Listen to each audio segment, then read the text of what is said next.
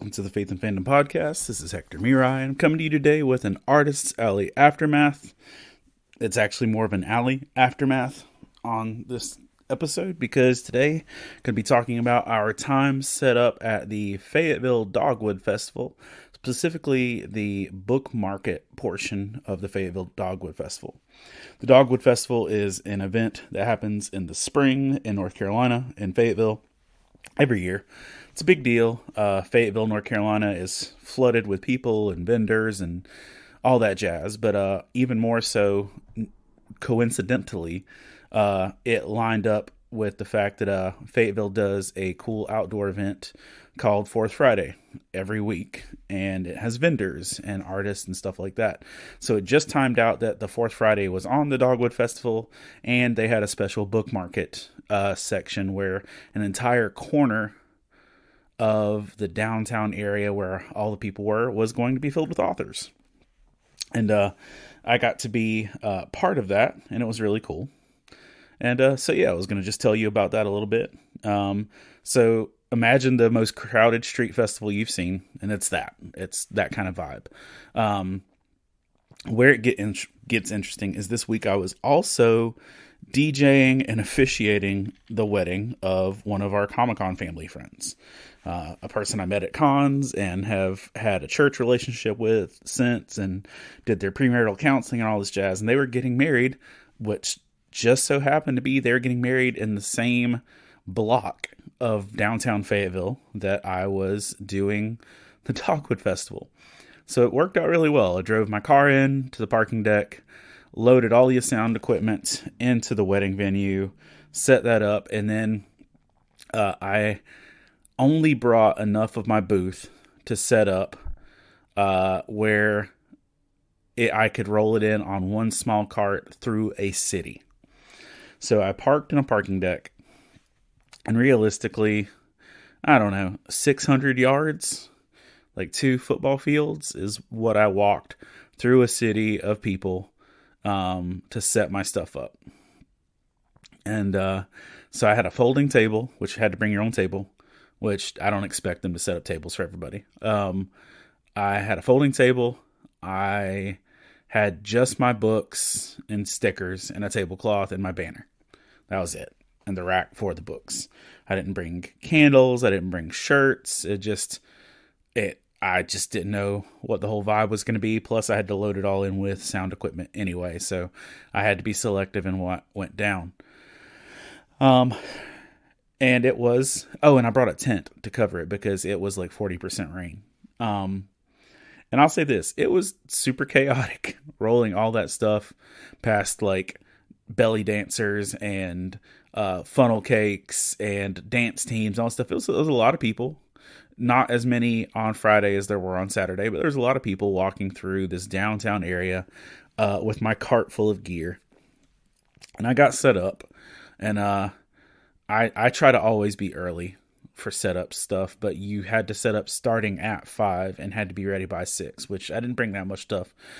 It was incredibly windy as the event was starting, so I had to hang my heavy backpack, which had my laptop and a bunch of other stuff. I had to hang my backpack from the tent to keep it from blowing away. So that was its own thing, but I was set up next to another author friend named Law Bullock. Bullock. It's one of those words now that I've said it, I can't say it the right way. But Law is a photographer and a poet, and I've done many, many, many events with Law over the course of the last 10 years. And Law is a poet, and he's cool, and he has a great heart. And so we were set up next to each other, and Law did not have a table, and his plan for a table fell through, and it just so happened I had a spare table. So all worked out. But we were set up next to each other, and if you've ever been in downtown Fayetteville, there is a market house. It is also a market house, which is a highly debated and controversial structure within Fayetteville because the market house is like the centerpiece of Fayetteville. It's like the logo for Fayetteville, but hundreds of years ago, it was also a place where people were auctioned off for slavery. So it's one of those spots where can it can a piece of history be redeemed past its past? And there's a lot of debate for it. Some people want it torn down. Some people want it restructured. But either way, I was set up right in front of that. I was kind of up on a ledge, but I was right there where the food trucks were. So there was tons and tons of foot traffic of people walking by. And within the first few minutes of people walking by, I had some sales of families just like, oh, that's really cool. I could buy that for my kid. And they would come and ask questions, and it was neat. So I got to do that, and I was pretty surprised that within just a few minutes of being set up there, had some really good interactions. But one of the standout actions was there's a family that came up. There was a mom and several kids, and the mom was kind of pointing to me as she was walking over, and it was like they were deliberately coming to find me, which was great. And this mom brought a teenage son, and she said, "See, I told you." And this was a cool moment because this kid looked at me and said something that I've felt in my soul before, but I don't know that I'd said it out loud, but I've heard other people say it too. He said, "I thought I was the only Christian geek."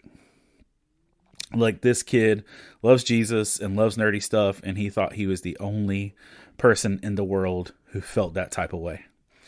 And so he was encouraged, he was surprised, he was warm-hearted over the situation.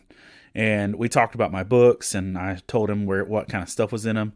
But also he told me about this YouTube series that he's going to make, kind of like a faith-based Power Rangers type vibe. And we talked about his stuff, and it was just really cool. And his mom brought him there to meet me, but also brought him there to get him books. And so it was a really cool experience, and I enjoyed that. And like, I think out of the whole night, I was there. It was only like 6 to 9 or whatever, but I think I had 3 strong moments where people just came to the booth and talked to us, or bought stuff.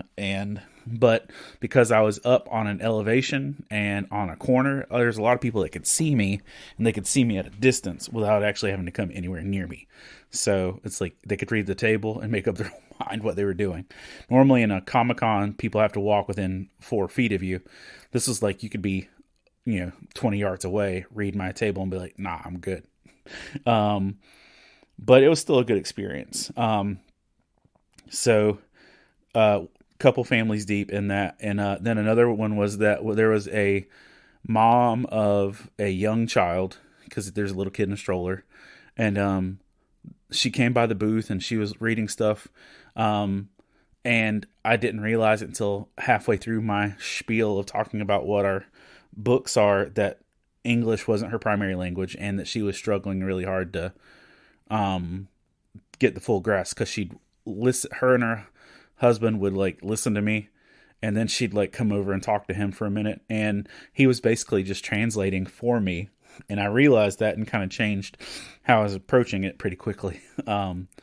But even then, she like was just really excited about the books, and she got both of our kids' books, and it was a good experience. And it's the first time outside of a poetry event and outside of Fayetteville Comic-Con that I've had my books set up in Fayetteville. Well, I've done some library stuff too, never mind. But like, I've never been just out in the public for it to see like that. So it was a cool experience in that capacity. I did enjoy it. I did get tired of the sound of generators and the smell of Korean hot dogs, mainly because I wanted one, and I was hungry. On that note, I was in downtown Fayetteville for this thing, and so I ate at Archway, which is absolutely my favorite spot to eat at in Fayetteville.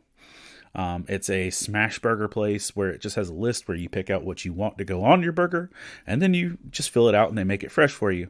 My go-to recommendation is a bacon cheeseburger with pimento cheese, hot and melty. Add a fried green tomato, sriracha, chipotle mayo, and on the side, just a pickled okra. That's me. That's my go-to banger. But I had that right before the show started, and like, that was when it was still windy, and I set my booth up and was like, you know what? I don't even care anymore. I just want a hamburger. So I was like, if my booth blows away while I'm gone, Lord be with me. One negative, but also kind of a funny negative, was there was a a lady that was walking with another lady and two kids, and she read my booth from probably 10 yards away, and she started cussing and yelling and screaming at the fact I existed. You could watch her and hear her say, "What the bleep?" And she just started like pointing and screaming and yelling, like, "Who let this happen? Why is this here?" And she was so angry. Now, sometimes I'm very sensitive and my heart is wounded when stuff like that happens. But this lady was funny and it made me giggle. So I am so sorry I pooped in that lady's respective cornflakes. But it made me giggle. The event went well. It was a quick 3 hours, I will say this. I didn't fully plan on being out in the dark because the lighting situation got dark about 8:30, and about the last half hour, I kept scooting my entire booth closer and closer to a street light to have some more visibility. So I need to plan on, for more of these Fourth Fridays, actually bringing some lighting so that my booth is still visible, because it absolutely was not. Yeah, lesson learned. It was a cool experience. I did enjoy it. Lauren at the Fourth Friday Cool Springs Downtown District she has gone to bat for me even before there was a conflict, but of the idea of not everyone's going to be a fan of Faith and Fandom being a part of their Fourth Friday stuff. But she was going to bat for me, and she was letting me know that, it was cool for us to be there, and I really appreciated that. That being said, it was a neat event. A couple of the people didn't show. The weather was crappy, and it is busy, and it was a hard thing to actually get all that through there. And by the time I was rolling all that stuff down at the end, I was exhausted. But it was neat. It was a neat experience. It was hard to separate just that from the wedding and everything else, and it was almost like the book experience was kind of an afterthought. But I got to make good connections with several people. Even if it was just that one kid finding out he wasn't alone and being the only Christian geek. And then his mom went on later within the week to share and promote my stuff and push me and tell people that, they should check my stuff out. So it was neat knowing that just being out there was a connection piece for other people. So grateful for the Fayetteville Dogwood Festival and for Fourth Friday. I'll probably be at some more Fourth Fridays throughout the year if I'm not overbooked. And yeah, so pretty neat experience.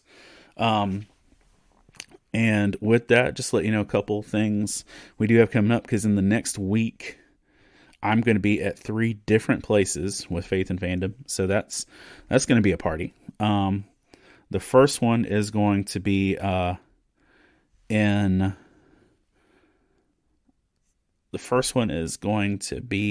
Concord, North Carolina, at Concord Microcon on May 6th. On May 10th through 11th, I'm going to be in Raleigh, North Carolina, at the Carolina Movement Pastors/Leaders Conference, kind of presenting Faith and Fandom as curriculum for churches and ministries. And then on May 13th, I'm going to be at Asheboro Library Comic-Con out there for that, kind of all back to back. So yeah, pretty cool. Before I go, just want to take a moment to thank our Patreon supporters. Ron Poteet, Tesh Norton. And some of these I gotta contact y'all because y'all are cool and you're new people. Scott Ward, Alicia Benson, Candace Davis, Jay Sheed, Jillian, Jason Crutchfield, Mike Perna, Todd Turner, John Jacobs, Zach Harris, Caleb Grimm, Jeanette Skaggs, Chris Poirier, Jason Bullock, Christina Ray, Sarah Lewis, Patrick Gale, Rebecca Godlove, and Adam Davis. There's a whole gaggle of y'all. Y'all are so awesome. Thank you for supporting and help making Faith and Fandom possible, because I'm telling you, these last few months, it really felt like it wouldn't have happened if it wasn't for y'all. So thank you. And yeah, we also have the next book is at the editors right now and in the process of getting chopped and filleted or whatever so that we can have it out for this summer. But thanks for listening. Thanks for just caring enough to see how these events go. And I'll be filling you in on the next gaggle of events as they pop up. Hope you have a great day, and God bless you.